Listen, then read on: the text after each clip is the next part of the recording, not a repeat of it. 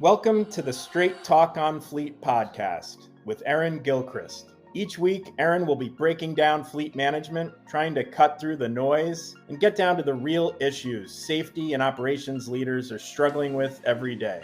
The goal will be to get to the bottom of how leaders can break down these silos of information and accelerate change management, how to use real-time, accurate data to drive massive efficiencies across fleet-focused business processes, and to elevate people's careers with emerging best practices. Now it's time for the Straight Talk on Fleet. I cannot even believe I'm saying this, but this is episode 65. So we've been at this for less than 3 years, 65 episodes under our belt with today's episode. So welcome to Straight Talk on Fleet. I am your host, Erin Gilchrist. I am the VP of Fleet Evangelism at IntelliShift. So say that 5 times fast. And what that really means is I just get to use my experience as a longtime fleet leader to share knowledge, bring knowledge to the Straight Talk on Fleet with awesome guests, and really build this community where fleet managers can elevate their careers, right? Learn things, talk about things, solve for things that help them maybe promote themselves within their organization and within the industry. So cheers to us. Today, I'm super excited to have my guest here, Stefano Denari, and Stefano works with Fleetio, and Stefano serves as a fleet ecosystem strategist. Is just as cool as my title, I think. So welcome, Stefano. Thank you so much for being with us today. We are so excited to have you here. Yeah, thank you so much, Erin. Congratulations on episode 65. Yes, we are pumped. So Fleetio is a maintenance software provider, and they are giving fleet teams all they need to manage their fleet assets from cradle to grave. Despite how you're structured out there, folks, they can help you with that. Also, what they're doing really essentially is making managing your fleet easier, the repairing, the managing of your fleet just simple. So today we're going to talk primarily about fleet maintenance. And if I could just talk for a second, fleet maintenance it's tough. It's tougher than it has to be. So we're going to get into all the fun nuances of a fleet, how maybe what a really great fleet maintenance program could or should look like. So Stefano, before we do that, introduce yourself. Tell us a little bit about you. Yeah, thanks so much. So once again, thanks for having us and congratulations on the success over the last 3 years. My name's Stefano Denari. I've been with Fleetio for over 3 years now. Prior to Fleetio, I worked in the craft beer industry, managing a multi-state wholesaler network, so making sure that our product was shipped and delivered and enjoyed on time and as cold as possible. And currently, I'm a product marketer for our ecosystem, and that's really our integrations ecosystem. So what does that mean exactly? You can kind of think of me and my team as the upfitters of Fleetio, so helping to make sure Fleetio's outfitted to make connecting your different systems like telematics and fuel and all the data that's being shared between your different systems as automated and productive as possible, really to help fleets reach their maintenance goals a lot faster and with a lot less headaches. Love it. And as a longtime fleet manager, that's like music to my ears. Well, great. I am so excited about this conversation today. I guess I'll start out by saying that, any fleet manager or safety manager, risk manager, especially ops leaders out there who are listening, I think we all understand that the biggest challenge with maintenance is compliance. And that's a broad brushstroke there. But what that really means is it's not just compliance around getting the PMs, oil, lube, filter, tire, brake done on time. It's about really just the things that we could have prevented had we done something as simple as a vehicle inspection. But compliance to get vehicle inspections done, compliance to get PMs done on time is a huge task inside of organizations, especially fleets that have a larger or more national presence, whether they're a managed fleet where, someone out in the sea of providers is performing that maintenance, or whether they have their own shops. It still takes the driver and the operations managers to work together to make sure those vehicles are getting serviced on time, not over-serviced, not under-serviced, because those two are also a problem, but like using tools and data and information and apps and things to try to create this, I like your word, ecosystem, talk about that a lot here on Straight Talk on Fleet, is to create an ecosystem where we can make it easy for drivers and for fleet managers and operations managers to do the fleet stuff that we need to get done, right? So that compliance piece is a huge challenge. So I think one of the things that, we've talked about before, Stefano, is just this idea of how organizations think about fleet and the maintenance. So talk about that from your perspective for a minute, so that maybe we can help, fleet managers flip the script on this a little bit. Totally. I think any organization that manages vehicles and equipment to serve their customers is in the maintenance business. And, before joining the product side of Fleetio, I was on our sales team. So I worked every day with prospective Fleetio customers, working with fleet managers, maintenance managers, ops managers to evaluate Fleetio and our ecosystem as a solution for them to improve their maintenance operations. And the amount of times that these leaders would start our conversations with, look, my team thinks of us as the problem child of the organization. I don't want that to be the reputation anymore. And it's because oftentimes maintenance is just seen as this cost center. It's seen as this really expensive line item on the budget. And I think maintenance is under a microscope so much because it is arguably one of the most expensive line items on your budget, because it has the most, it is a lever that can help drive the most impact and kind of improvement for your business, because of how much money actually goes into the fleet. If we remove acquisition and purchasing and staffing, your fleet budget, 75% of that is made up of fuel and maintenance. So any way that you can turn maybe reactive spending into proactive spending is a really smart play. And I think your bosses are going to be a lot happier where we can show how that dollar is trading out. Yeah, I love that commentary, because often I talk to fleet managers about, how their organizations view what they do. And this word cost center comes up so much, and it makes me sort of sick, because I think about, if an organization has a fleet, then that fleet serves a really, really critical operational need for the organization. And so, if we can think about fleets as revenue generators, right? And that a lot of what we're going to talk about today is going to put fleet leaders in a position to talk about revenue generation versus just spend. And that means making good decisions about how you maintain your vehicles and, of course, fuel them and safety. But I think safety really starts with driver and vehicle fitness. And a huge part of vehicle fitness is this maintenance topic, right?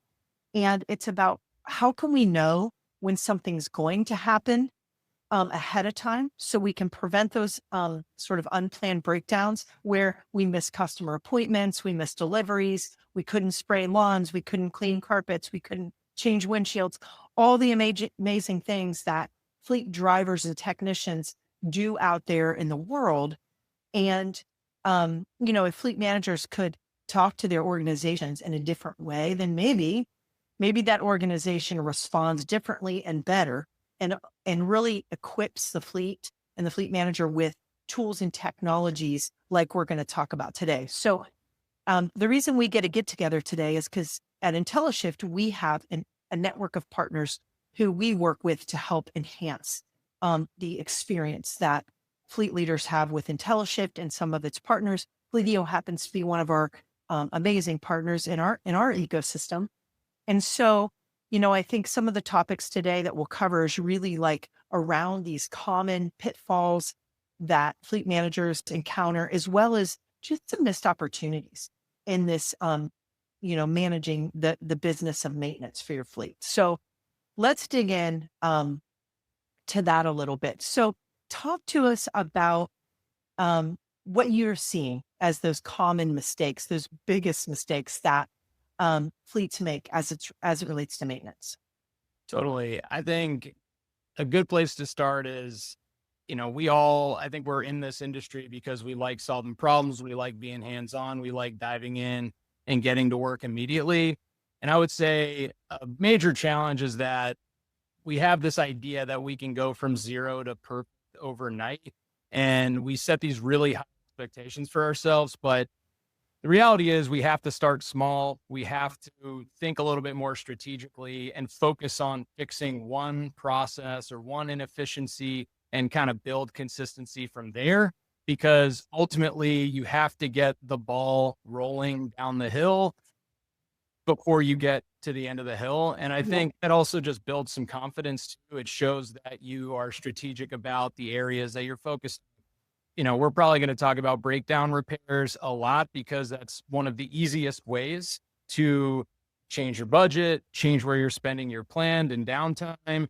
And so just really starting small, having an idea and getting the ball rolling, but understanding that it's not all going to happen overnight. And also unplanned maintenance is just a part of running a fleet, right? You can't control the weather. You can't control other drivers on the road, but you can think about connecting systems like an IntelliShift and a Fleetio as a starter or a good place to say, look, we're going to be really intentional about our maintenance program. These two tools are going to help us do that. And let's continue to push that ball down the field.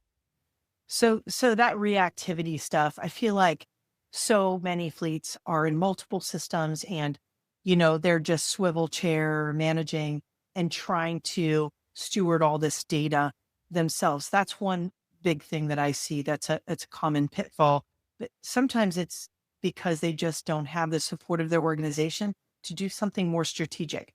What are some other signs that you see of that living in a reactive maintenance space? Totally.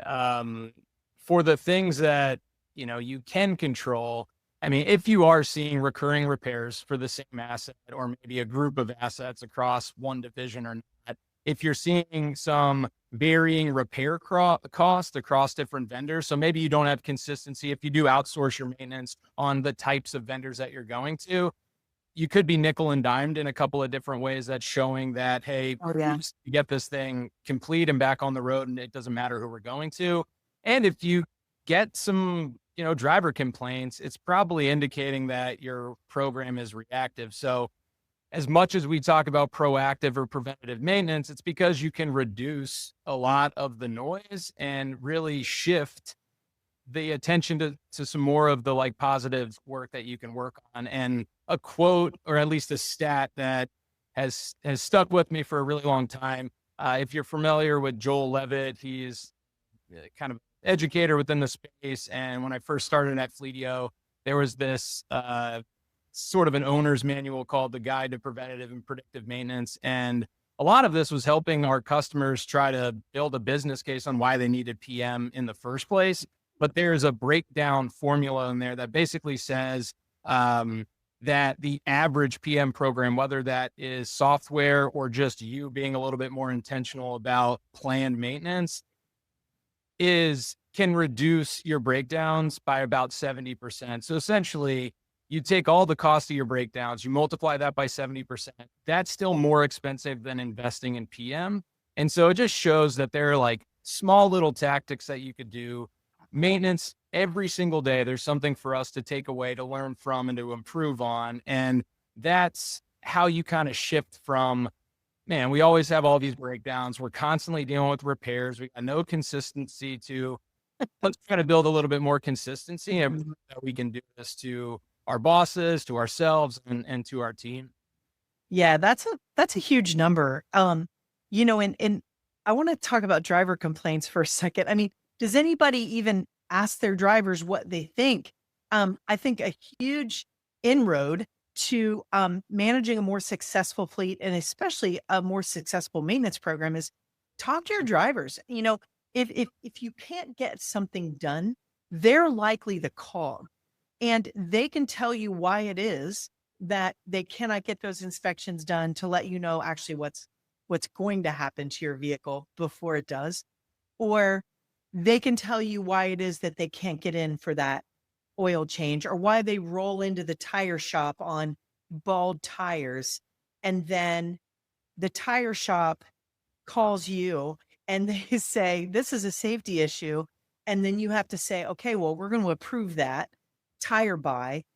And it's not an approved tire. And you just spent, $60 more a tire than maybe what you had negotiated with your tire vendor. If you have one of those, or if you have a tire program, if you don't get one, we could have a whole different podcast just about tires. But the driver complaints is such an interesting, indicator that you spoke of, because get out there and talk to your drivers, ask them what's going on. Why is it that, we can't accomplish XYZ in our maintenance program? And likely it's something that you're doing, or your organization is doing or not doing, that is making this task harder for operations managers to push to drivers, and for drivers to actually execute on. So there's ways around that, but really talking to the people who are, executing on your program is really, really important. So, cost is a huge thing, when it comes to maintenance, because we know how much maintenance programs cost. But, talking about how a bad maintenance program or poor maintenance, this ripple effect can take on organizations and on fleets into, we talked about drivers and their angst. So turnover, customer satisfaction, safety scores. Dig in and tell us what you're seeing, in this ripple effect type of thing when maintenance isn't done how it should be. Totally. So I think maintenance is one of the great metaphors of life. And personal note, my wife and I are celebrating our 10-year anniversary today, and it has taken a lot of might not want to hear that, but just for this discussion, like any good relationship, is going to take investment. And I think when it comes to thinking about how you maintain your fleet, it's not just about making sure that your vehicles and equipment don't miss an oil change or don't miss a tire rotation. It's about maintaining a culture that puts your team front and center, because like you said, Erin, they are the front lines. As much as we're talking about autonomous driving and things like that, your drivers are still the ones that are the ones on the road. They're the ones dealing with your field operations, the projects, your customers, you name it. So really making sure that you're maintaining an overall culture of success and investment is priority number one. I think so at the high level there. But if we love it. Happy anniversary, number one. Right. And congratulations on that. But you're right. It takes work and communication and strategy, right? For everything we do in this life, but certainly our fleet maintenance programs. So I love that connection you made there. That's great. Totally. And we have 2 little kids, and, having kind of worked in and out of industries that are vehicle or, heavy equipment facing, like, I think maintenance is just a good life lesson. Like, you take care of the things that you invest in, and that's just something that's useful for anybody, whether it's our 4-year-old or, fleet, to work with. But, I think to get back to your original question of like, what is the impact of bad maintenance practices? If your assets are constantly breaking down, it reflects poorly not only on your drivers that are there dealing with your customers, or the ones that are maybe broken down on the side of the road, your logo's there, someone drives by, they think negatively of it. And obviously across the rest of your organization that isn't on the road. But if we think about just from an industry perspective, when we look at some of the FMCSA, like the number one cause of roadside violations are maintenance related. They're tied to tires, they're tied to your brakes, so they're tied to your lights. So you're not just risking cost, you're not just risking downtime, you're risking a lot of your reputation as a business. And I think that just once again points back to the importance and the immediate impact that a strong maintenance culture and a maintenance program can have across the entire stakeholder group that you have there. Right. And everybody, a huge industry problem. I talk to our customer advisory board members about this all the time. We always start our CAB meetings with like, talk about your challenges, both as an organization, what's happening in the industry. And every time, no, since we started our cab, it is, wow, we can't find good employees. We can't find good technicians and drivers. So when you think about, are we doing everything we can to retain the talent that we have and attract new talent? What's word of mouth and referrals are huge in this industry. So you have a driver that's like talking to all of his buddies and saying, "Hey, you should come to work for our company." Um, that's a huge, huge statement, right? That means they like working there, they have a good experience. But if they're driving vehicles that are breaking down all the time, they don't feel like they have the proper tools to do those repairs on time. They're missing customer appointments, which affects their pay. Not only are they going to be looking for a new place to work, but they certainly aren't going to tell anybody else to come and work for your organization. So that maintenance culture is so important in retaining the talent you have, probably more important than most people think of, right? And I'm sure you see it with your customer base a lot, that happier drivers do better work, and a happy driver has a vehicle that runs well, right? Totally. Yeah. I mean, it's like Fleetio operates on an unlimited user mindset because, like you just said, it takes more than just a technician or a driver or a fleet manager to run the business. You need dispatch, you need leadership, you might need safety, you might need accounting, you might need a vendor sometimes that just pops in and helps you with the repair. And you need that connectivity because it takes an entire group to get the job done. And Yes. I mean, that's what's most exciting about the fleet business is that you're not on an island. You get to work as a team. You get to work in these, amazing conditions with really smart and, experts in their field. And the more that you can do to make that a more collaborative or more exciting place to show up and work every day, the better. And it all, So that's the culture you're talking about, right? I mean, what does that look like? So when, if you're working, think about one of your customers, for example, who you feel like really has a high performing maintenance culture. I mean, what does that look like? What are they doing?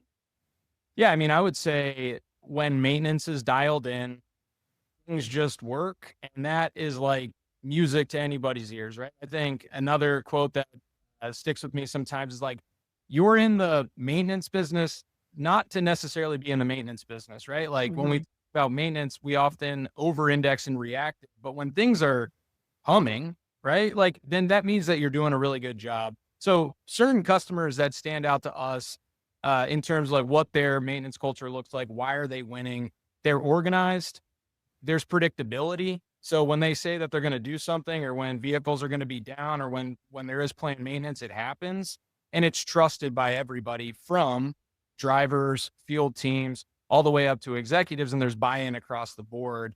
One other thing that I think is really important is that when it is humming, I think we often hear too that you don't actually get time away from work. And so when maintenance programs work, hopefully you get those fleet managers that can actually take some time away. But really it's just really check out while they're on vacation.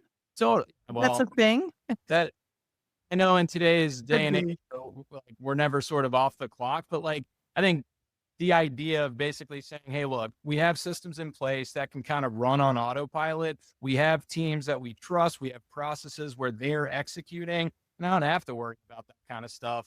And anytime that you can kind of cut time spent scheduling maintenance and more time focused on turning around work. So you get to prioritize whether that is an issue that just popped up, but because of the project you have or because of, whatever you have to do, that vehicle does take precedent. You have more control, you have more predictability, and you just have a more comfortable system to operate out of. Absolutely. I just love the fact that, when things are humming, fleet managers can take a vacation. So all you fleet managers out there are listening that, the more you can get this fleet management thing well-oiled, like a well-oiled machine, the, more time off you can take without your phone or your computer. What about so fleet managers who are listening, what's one thing that someone could do today, that they could just start down this path or a habit they could, start to implement that would, help them see immediate improvement. Totally.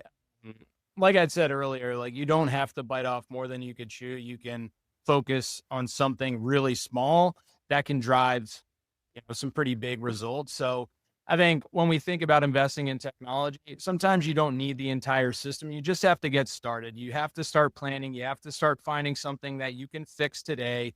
And I always kind of point back to those breakdowns and unplanned repair costs, because that can drive, I think, just the biggest, fastest results that you can have. So a couple of things, I know you maybe said one needle mover, but like two things that maybe you could do tactically.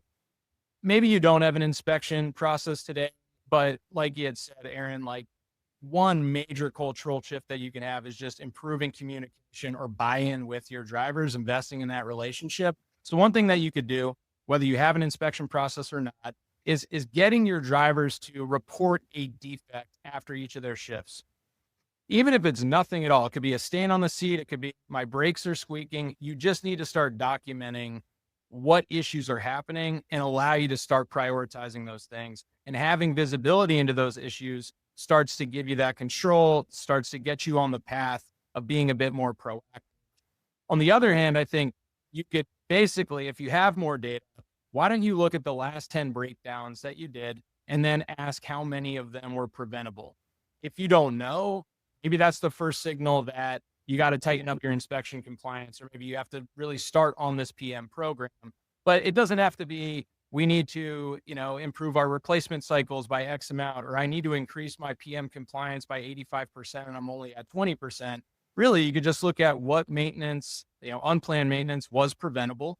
How can we shift those dollars to be more profitable? How can we show that we're investing in our vehicles, investing in our staff, investing in the customer or our company too? And it all starts with just pick something.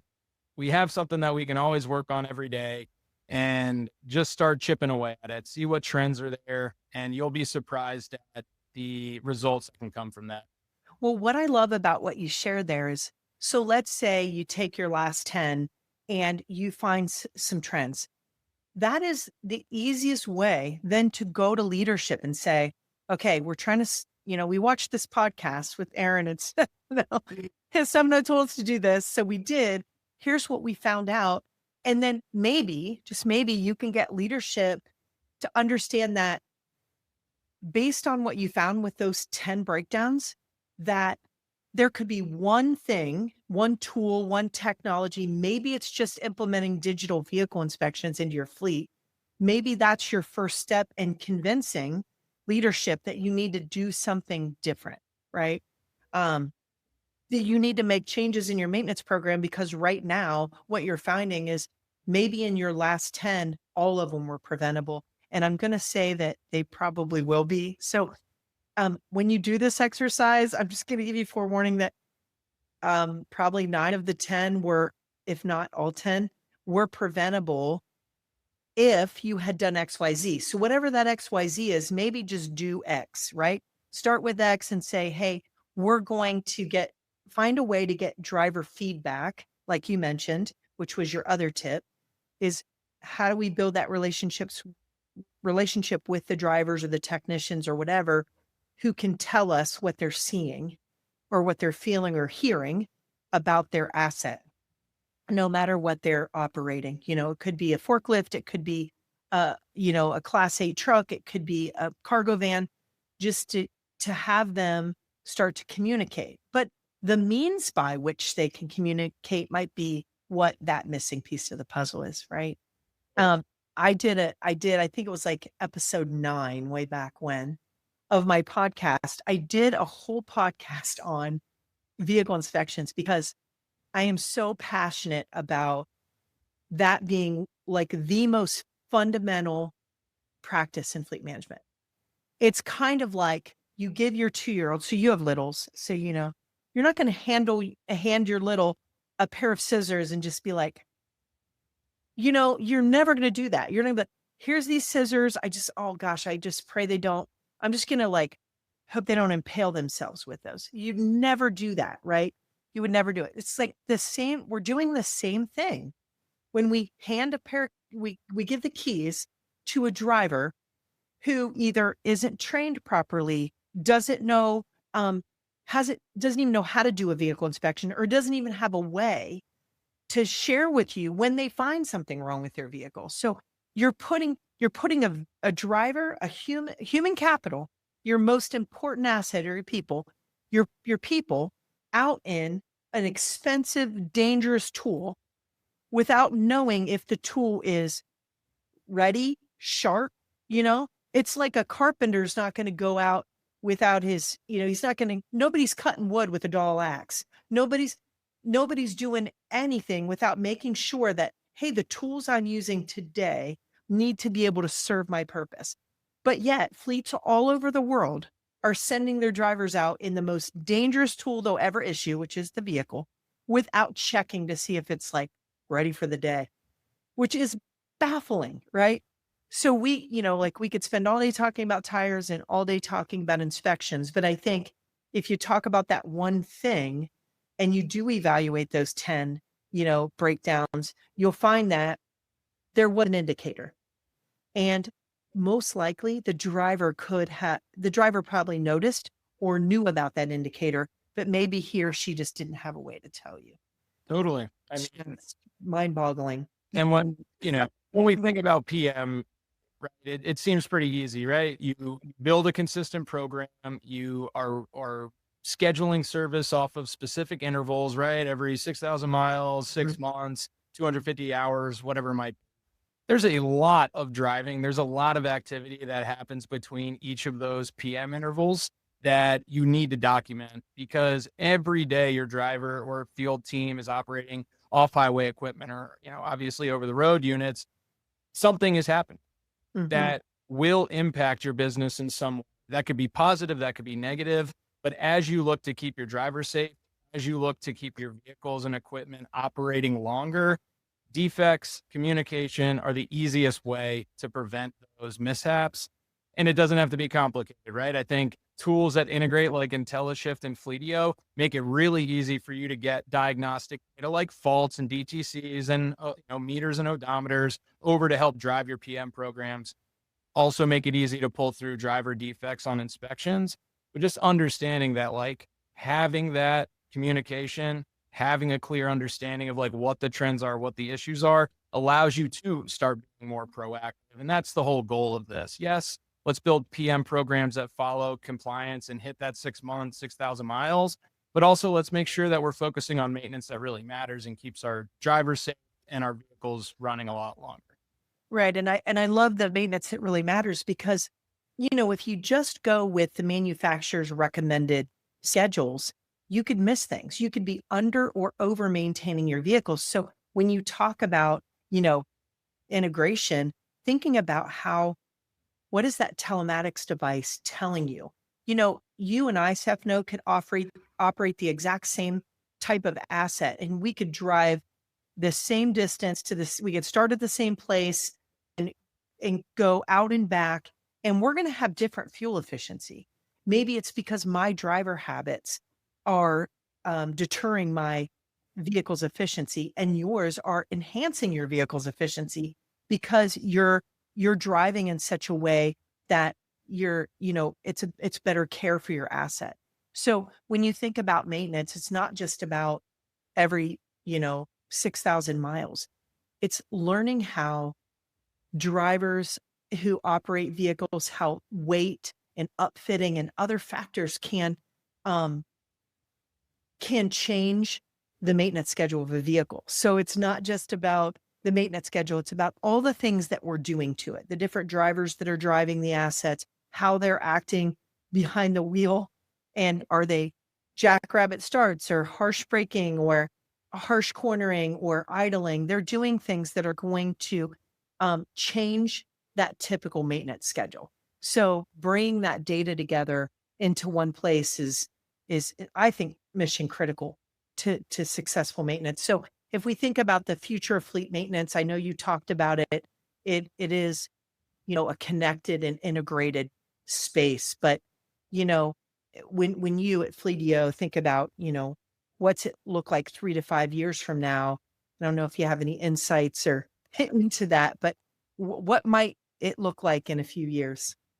Totally. I think, me and the team, we're responsible for building out our integrations roadmap. Yes, that's thinking 5 years down the road, but really that's also thinking right now, what do our customers need? I think overall, we will be moving away from maybe checklist to more of that connected experience. So, um, I promise not to talk about AI a lot, but when you think about innovations, it's just how are you making your data more actionable? How are you using the information at your disposal, whether that's a defect on a paper form, whether that's an automated defect or fault that comes through from an integration? How does that come through from your historical maintenance data? Maybe some sensor data that's coming in from the vehicle as well. How are you using your data more efficiently and more strategically? And so I think that's fundamentally where the industry is heading. It is going to be more about data. Data is the fuel that is basically powering your maintenance operation. The good thing is that you have technology that's more available, it's more accessible, it's more affordable. They all typically work with one another so that you're reducing the number of tasks or the number of systems that you have to kind of log into. And if you are having to switch systems, you're going to one for a specific answer, but you also have kind of your main workflows that you can operate out of. But I would say, won't talk about AI a whole lot, but it's an exciting time because fleets will become more efficient. Fleets are going to be more productive, and everybody should hopefully simplify their operations. But it's also really important to think about, as much as we invest in technology, we also have to understand that there is still the human element. There's still the person on your team that's driving the vehicle or performing the maintenance on your asset. And I think what I'm maybe a little bit more excited about is what our investment looks like in our teams, in our technicians. And one thing that, we're pretty excited about over on the Fleetio side is that we launched a scholarship program with ASE to help invest in the future of our technicians. And so, although the kind of nominations have closed, what we did was basically give our customers the opportunity to nominate anybody that they wanted to and give them a scholarship to pay for the registration and the tests, and even help them level up their tools that they have. So upgrade the tools that they have. And I think we could talk about fleet efficiency.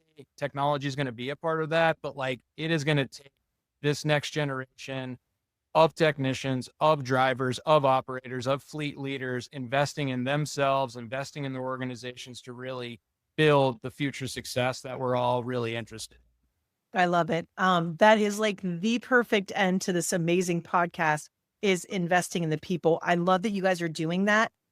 When we post this podcast, we're definitely going to highlight that. I love it. And I think that there's this no more important, aspect of fleet management than the people. And, they're who get it done. We just want to give them tools and tech to make it easier so that, they can focus on more strategic things. So, Stefano, thank you so much for being with us today, for spending this time, for dropping hot tips and ideas for fleet managers to, better succeed in the area of maintenance for their fleets. So, thank you again.